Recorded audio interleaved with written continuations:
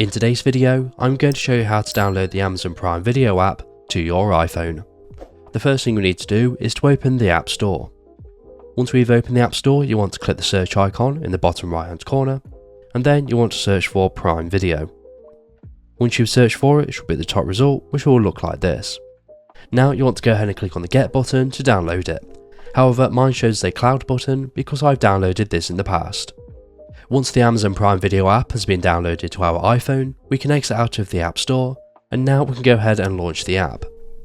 When you open the app for the first time, you'll be taken to the sign in screen, so you want to go ahead and sign into your Amazon account. However, if you don't have an Amazon account already, you want to click on Create Account, and you want to go ahead and register for one now.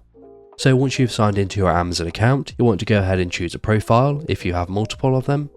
You will then be taken to the home screen where you can go ahead and browse for movies and TV shows to watch. So all you need to do is to select a movie or TV show, and you can go ahead and start watching it just as you normally would. And that's it. So if this video is helpful, please leave a like, and if you have any questions or comments, you can leave them below.